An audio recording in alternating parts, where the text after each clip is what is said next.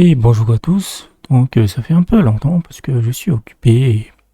Il y a des news, mais c'est pas non plus la grande fiesta. Mais hier, il y a une fiesta qui est arrivée sous le nom de DeepSeek R1, DeepSeek Reasoning, qui est le nouveau modèle de DeepSeek. DeepSeek V3 a fait une véritable sensation. Il a explosé tous les benchmarks, même s'il y a des erreurs sur certains types de codage, en fait. Et DeepSeek, en fait, a lancé R1, qui est euh, le modèle de raisonnement. C'est voilà, le fameux modèle de raisonnement en réflexion profonde, en fait.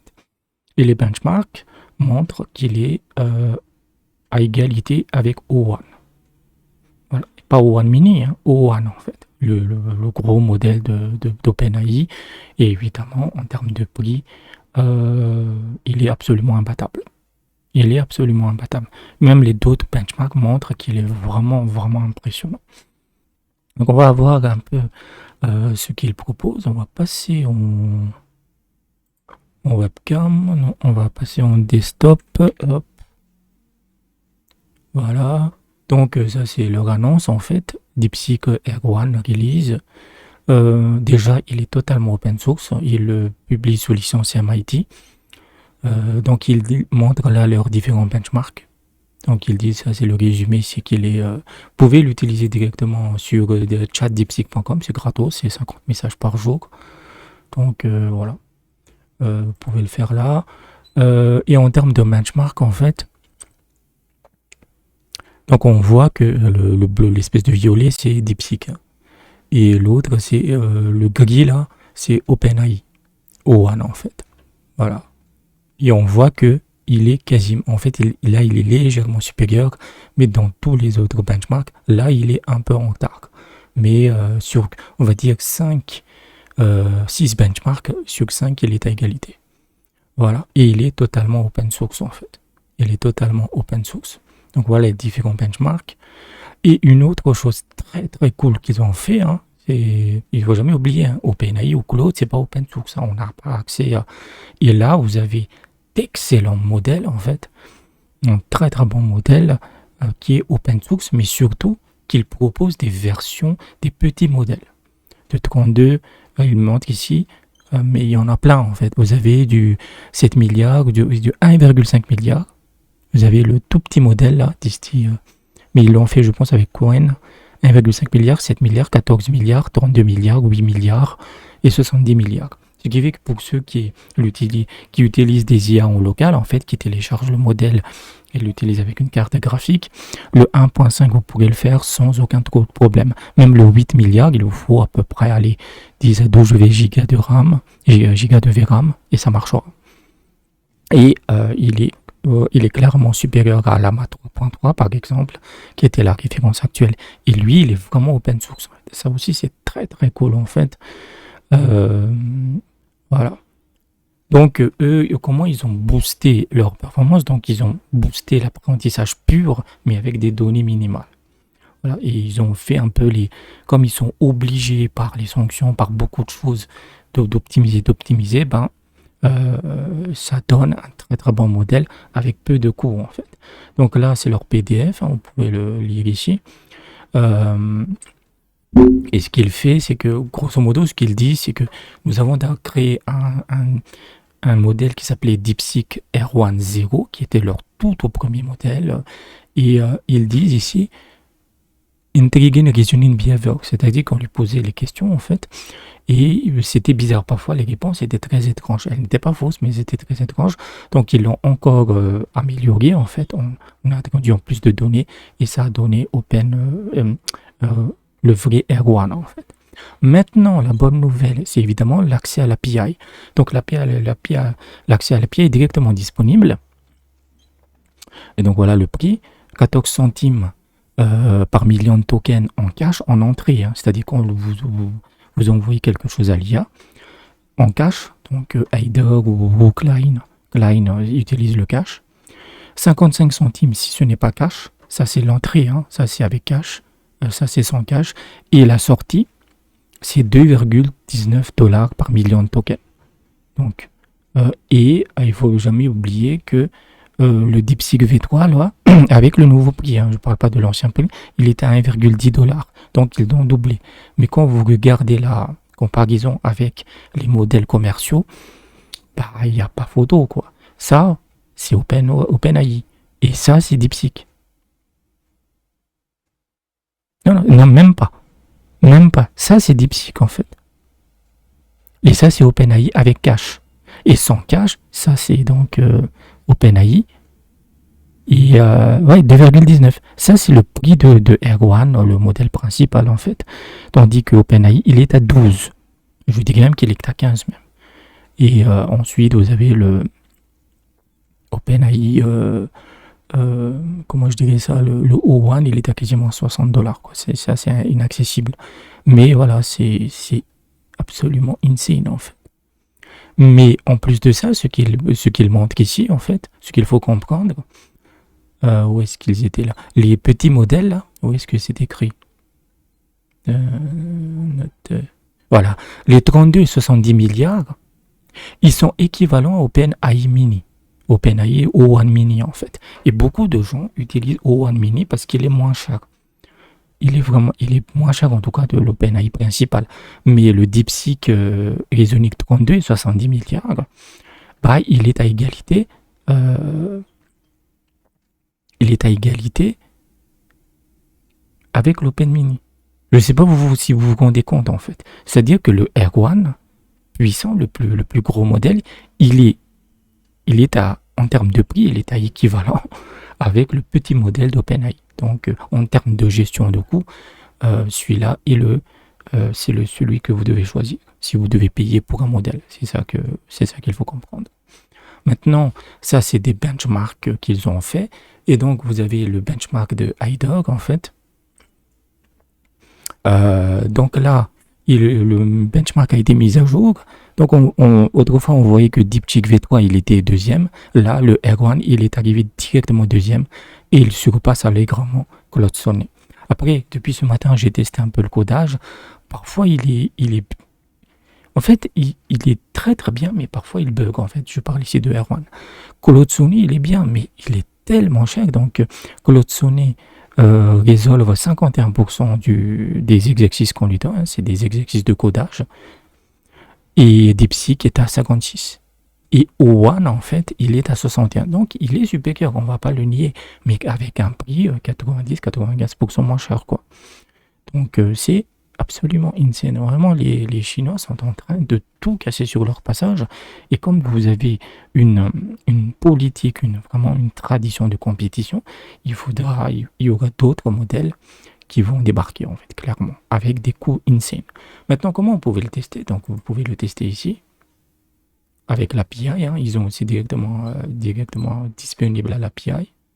Votre API, si vous avez déjà une API sur plateforme DeepSeek, la plateforme officielle, vous pouvez l'activer et changer simplement le modèle.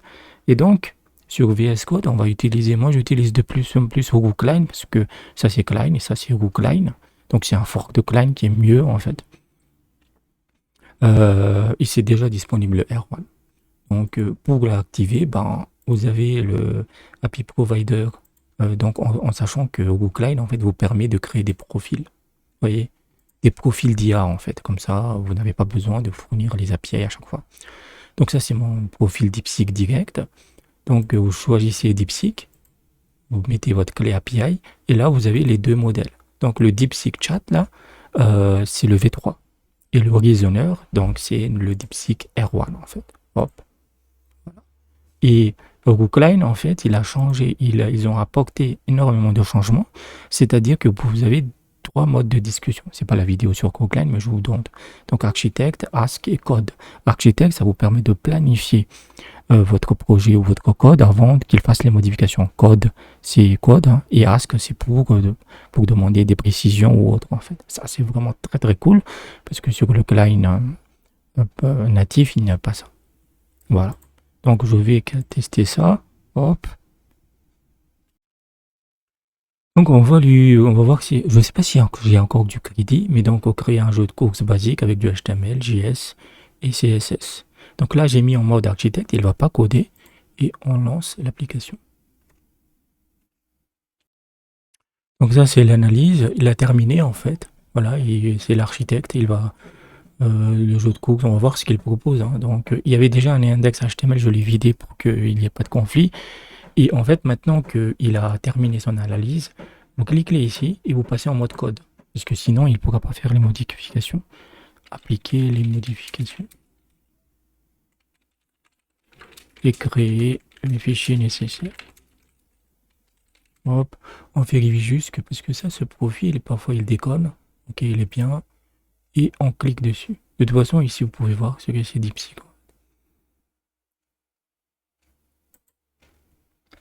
Voilà. Et là, il va travailler. Donc, il a terminé. On va voir ce qu'il propose. Index HTML. C'est pas vraiment un jeu de... C'est un jeu de course, mais avec des années 90, quoi. Franchement, putain de merde. Même dans ce jeu de merde, je suis nul, en fait. Allez. C'est comme un traité, mais à l'envers, quoi. Ok, ok. Franchement, c'est cool, hein. Juste avec du HTML et du CSS et... Oh. Et du... Franchement, avec... Bon, on est nul, on préfère aller coder, et puis voilà. Donc, ça vous donne une idée, en fait. Ça vous donne une idée de ce qu'il est vraiment capable de faire. Maintenant, je pense que Rookline est encore un peu buggé, parce que sur des projets très très complexes, DeepSeek a parfois fait des erreurs, mais vraiment, c'est lié à Rookline. Donc, vous pouvez directement l'utiliser. Vous pouvez directement... Rookline, hein, je parle vraiment de Rookline, en fait, qui s'appelle Rookline. C'est celui-là, où est-ce qu'il est? Hop, voilà, c'est Rookline, c'est un fork, ça s'appelle Rookline, c'est un fork de Klein. Il est vraiment cool en fait. Donc, et il est également disponible dans Rider. Voilà, tapez, j'ai déjà des skills fous. Voilà, et voilà, c'est vraiment ce que vous devez mettre dans votre Rider config ou UNV file en fait. C'est DeepSeek Reasoner. Voilà, donc si on tape ask bonjour. Ça c'est Git, c'est des fichiers que j'ai supprimés, c'est pas grave. Voilà, ça marche. Dans les deux, ça marche en fait. Donc il est déjà disponible. Maintenant, je vais passer en webcam. Hop. Voilà. Maintenant, là, il vient juste d'être lancé. Donc les benchmarks, en fait, ils sont excellents, mais ils ne montrent pas la réalité du terrain. DeepSeek V3 est excellent. En fait, DeepSeek V3, son plus gros problème pour moi, en fait, c'est l'accès à l'API. C'est parfois très très lent parce que même avec la plateforme officielle, au début, il va être très rapide, mais après, je ne sais pas, 300 000, 400 000 tokens, votre connexion sera bridée. Parce qu'il y a trop d'utilisateurs voilà, et à certaines heures de la journée, c'est juste inutilisable en fait. Et c'est le seul problème de DeepSeek. Je pense qu'il est extrêmement puissant, mais c'est juste que quand vous avez une API qui est très lente, en fait, ça provoque des erreurs sur le code et tout. Mais sur certaines tâches, il est insane. Et lui, il est encore mieux. Il est encore mieux. Maintenant, il faudra voir justement les benchmarks réels, les retours des gens en code réel, en fait. Parce que les raisonneurs, ils n'ont jamais été bons sur le code, que ce soit Gemini 2 Thinking, que ce soit O1, que ce soit... Ils n'ont jamais été bons, en fait. Ils n'ont jamais été vraiment très bons dans le code. Je parle ici du code. Mais sur le raisonnement pur, il est absolument incroyable. Et en termes de coût, franchement, il y a du cash. Je veux dire, ça fait un mois. Après, j'utilise pas directement la plateforme directement. Mais j'avais mis donc 2 ou 3 dollars. J'utilise très peu, en fait. Voilà. Mais encore une fois, cette start-up chinoise est en train de tout casser sur son passage. Tout casser. Et les Américains ne pourront réagir que par du protectionnisme. Parce qu'ils ne peuvent pas rivaliser. Même s'il est légèrement en dessous, on va dire qu'il est en dessous de O1 de 1 ou 2%, en termes de coût, En fait, quand vous allez dans un supermarché, c'est l'étiquette du prix que vous regardez en premier. Toujours. Et donc là, tout le monde encore va se précipiter dessus. Et comme c'est open source, vous allez avoir plein d'implémentations sur les agents, sur, qui- sur ce qu'on appelle les DeepSeek artefacts, etc. Tout va arriver. Et en l'espace de quelques semaines, je veux dire, DeepSeek V3, c'était décembre dernier en fait. Donc, et ce qui est intéressant, c'est qu'il est évident que vu la manière comment ils progressent, leur prochain modèle, peut-être dans 3 mois, 6 mois, il est clair qu'il sera à rivalité ou même supérieur à O3, dont on attend toujours, hein. Voilà. OpenAI, c'est de l'arnaque absolue. En fait, ils n'ont plus rien sous le capot. Ils n'ont plus rien d'exclusif, en fait. Et donc, ils font de la hype et des mensonges. Voilà, oui, l'IA a tenté de s'échapper, elle s'est codée elle-même, c'est d'une stupidité totale, en fait. Mais ça permet de faire la hype. Tandis que les Chinois, eux, bah, ils publient leur modèle, ils donnent tout. C'est vraiment pas cher. Et même des pros comme moi peuvent l'utiliser de temps en temps. J'aimerais l'utiliser plus, mais voilà. Donc, encore une fois, n'hésitez pas à l'utiliser. Il est directement disponible sur donc Klein, ou Google Klein. Klein aussi le support. Hider. Vous avez aussi, vous pouvez l'utiliser gratuitement aussi sur le chat officiel de DeepSeek. N'hésitez pas à créer un compte pour l'API.